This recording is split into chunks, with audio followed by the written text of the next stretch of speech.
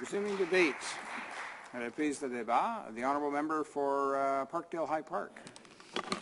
Thank you, Mr. Speaker. And I'm pleased to once again take part in this special debate about the situation in Ukraine. Of course, Canada has a very special relationship with Ukraine, with over 1.2 million Canadians who claim Ukrainian descent.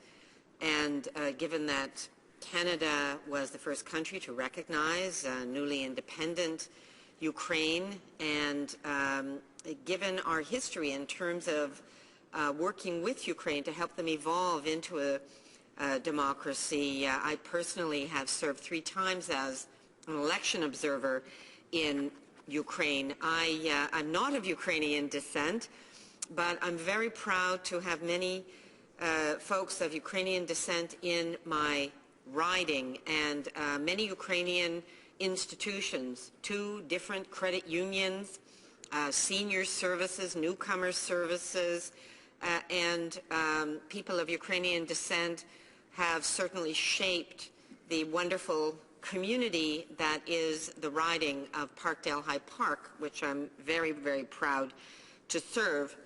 I should also say that in our community we have many people of Eastern European descent, people from the Balkans, Lithuanians, Latvians, people of Polish descent, people who have traveled along the road to independence, who have fought hard for their independence and today are successful, thriving democracies. And I know from the many, many, many people who have contacted my office how they agonize over the current situation in Ukraine. And I have to say, in my experience of working with the community of Parkdale-High Park, and again having been in Ukraine and met with many Ukrainians during my time as an election observer, how badly Ukrainians want a normal democracy. They want a democracy that respects the rule of law, that respects human rights, and that that is free of corruption, where they can have business investment, where businesses know that the rule of law will be followed in Ukraine. This has been obviously a very rocky road for Ukrainians, but I know, and they have impressed on me so many times, how badly and how strongly they want to see a normal democracy in Ukraine. So, of course, recent events, the terrible, tragic events, have hit home especially hard to the people in Parkdale-High Park, and indeed right across this country and across the world. There have been many, many rallies and gatherings in Toronto in solidarity with Ukrainians, and just last Sunday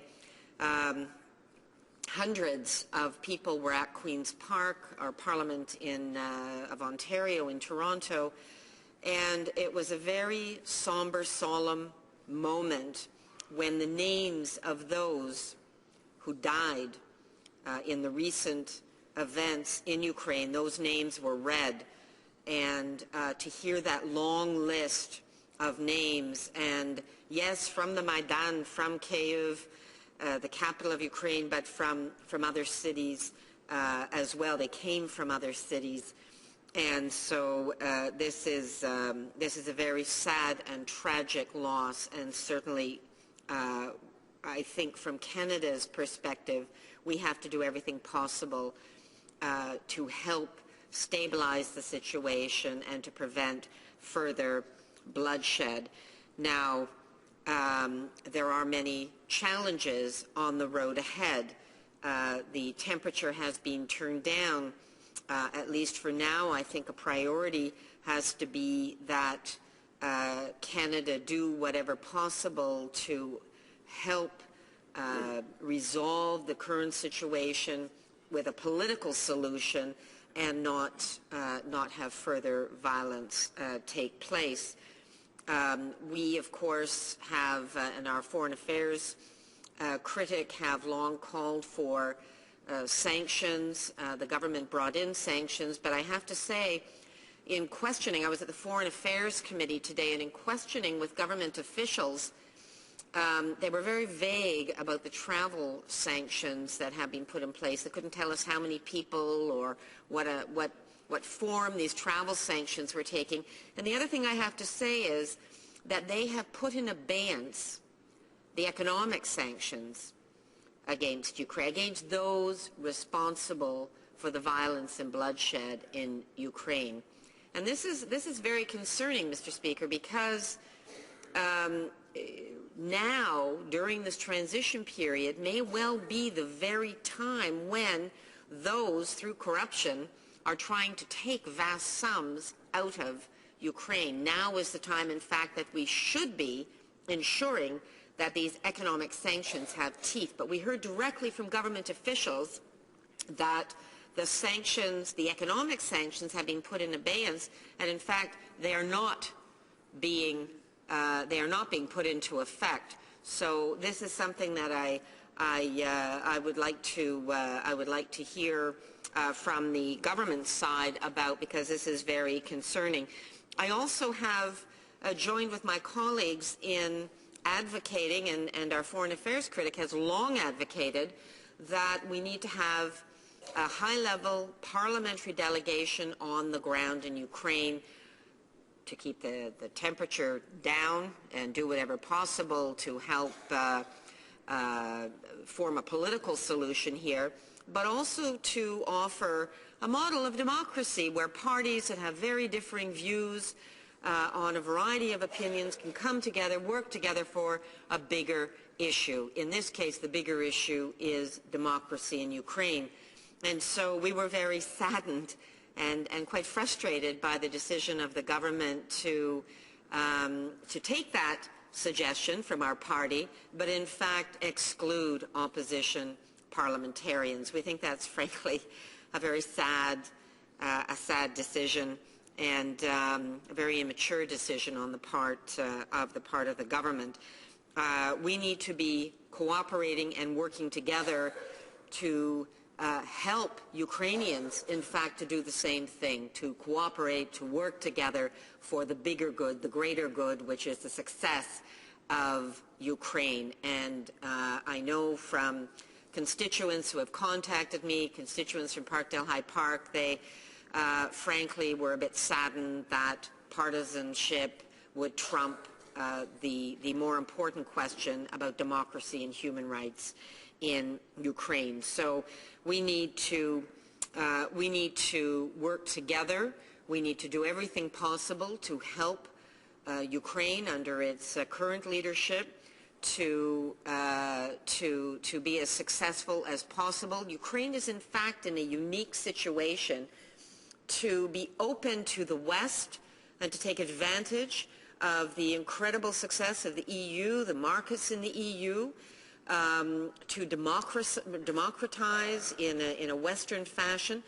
And yet, as a country that has long been close to Russia, they could in fact maintain that special close relationship with Russia and yet be completely independent and be a modern democracy, which is what people in that country so badly want. Our country has a special history in terms of sending election observers, in terms of assisting with democratic development in Ukraine. We would like to see this continue. We should have a full observer mission to assist with the upcoming elections in Ukraine. And we need to be doing whatever possible to assist with free media, a normal democratic media, and with democratic institutions. We have young interns who come to our offices here on Parliament Hill, interns from Ukraine. I've had several work in my office. And Mr. Speaker, the hope that they represent is so impressive. If it were up to them alone, the future of Ukraine would be in excellent hands. They are truly inspirational.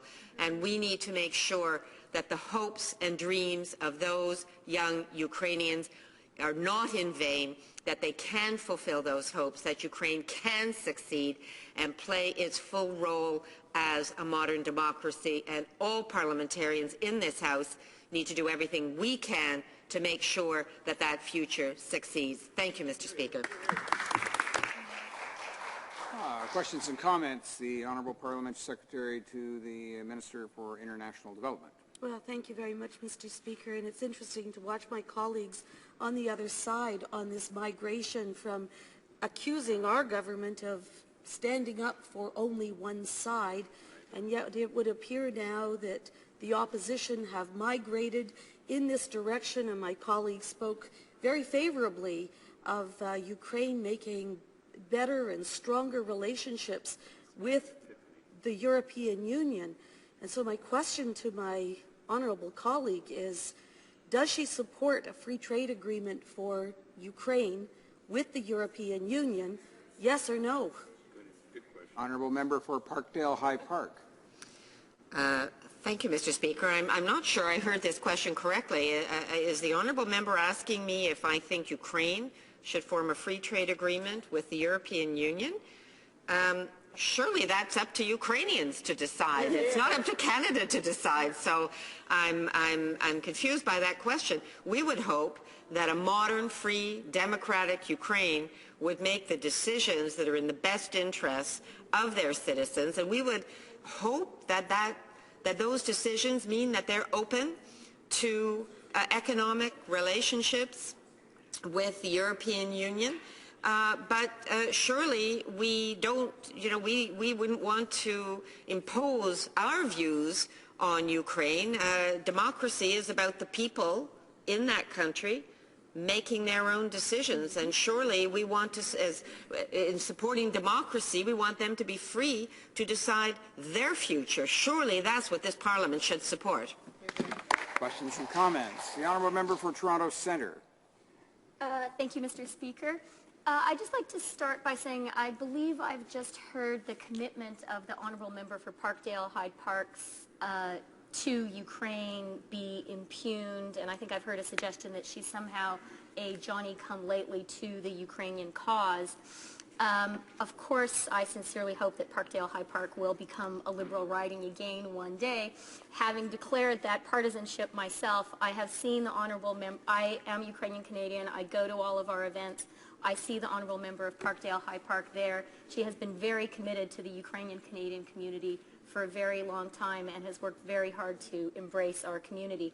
I would like to ask her, given her knowledge of Ukraine and her commitment to it, about her views on the evolution of the Ukrainian-Russian relationship.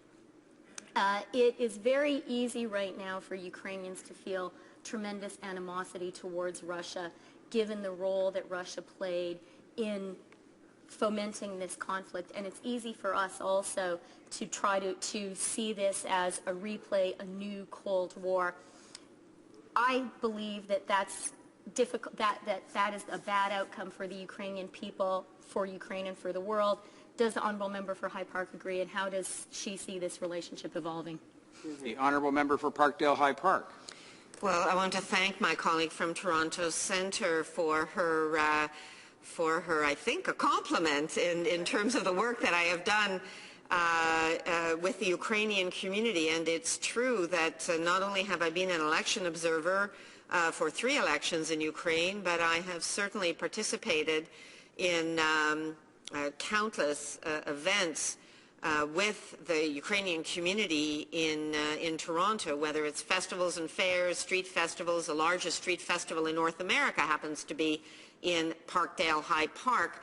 But certainly, when necessary, I have joined with the community in many, many rallies and demonstrations in support of democracy and human rights. And while certainly there has been great concern about the role that Russia has played and the some of the decisions they have made with respect to Ukraine,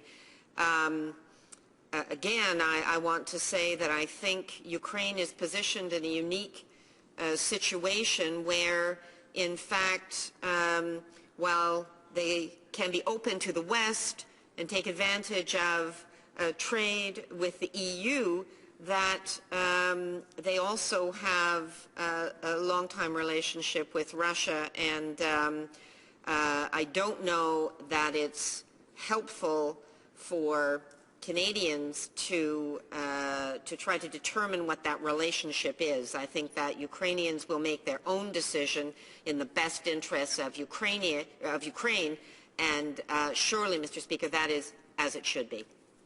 Questions and comments. On la députée de Louis Saint-Laurent. The Honourable Member for Louis Saint-Laurent.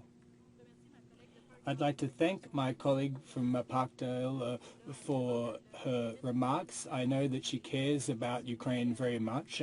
She mentioned the excellent Ukrainian interns that have been working for us for several months.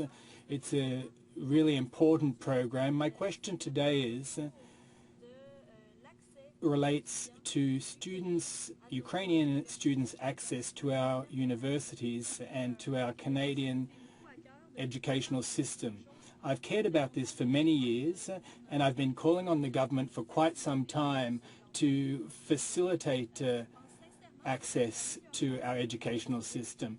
I think that we need greater access for Ukrainians to the student visa system. I think it would be a great way of having human rights in Ukraine upheld. I think it's a tremendous way of inviting people to Canada so that they can see how things work elsewhere, and I'd like the member's point of view on this matter.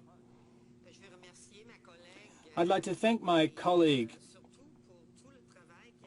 for the work that she has done for the Ukrainian community. She has visited Ukraine herself many times. She's demonstrated a lot of solidarity towards the Ukrainian people. And when it comes to the young Ukrainian interns who visited Canada, who worked in our offices, they demonstrate tremendous promise for the future of Ukraine, a Ukraine based on democracy, based on respect for human rights, and I would say the same thing when it comes to Ukrainian students. It is crucial that we offer them the opportunity to study here in Canada. I think that the member's idea, that is facilitating access to education in Canada, is an excellent idea, and it is a great opportunity that the Government of Canada can provide young Ukrainians with, and they can therefore attest themselves to real democracy in play. Questions and comments? The Honourable Member for Edmonton East. Thank you very much, Mr. Speaker. I'd like to comment on my colleagues' comments about interacting with members of Parliament, with other members of Parliament in Ukraine, and believe that maybe there is an opportunity coming up that we can do just that. There is the Canada-Ukraine Parliamentary Group, and there's the Ukraine-Canada Parliamentary Group. There will be an election coming up, that's pretty for sure. Perhaps maybe that's a time, and there will be MPs traveling to Ukraine. Perhaps maybe at that time, and many of the MPs will be dispersed throughout the regions.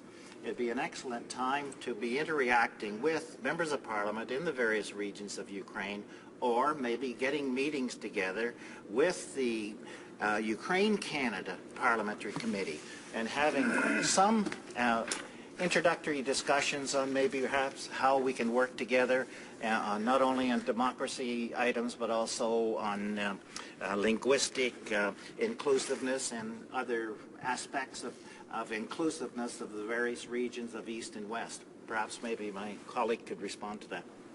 The Honourable Member for Parkdale-High Park. Thank you, and I thank my colleague from Edmonton for his question on this possible exchange.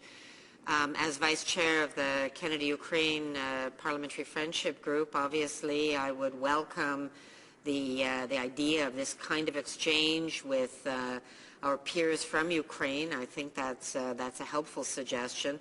And it was in this same spirit that we suggested initially that a high-level delegation go to Ukraine and to show that spirit of cooperation amongst parliamentarians so that, yes, we may disagree on a whole range of issues, but we can work together. We work together on committees, and on these friendship committees, like the Canada-Ukraine Friendship Committee, we put the interests of Ukraine first.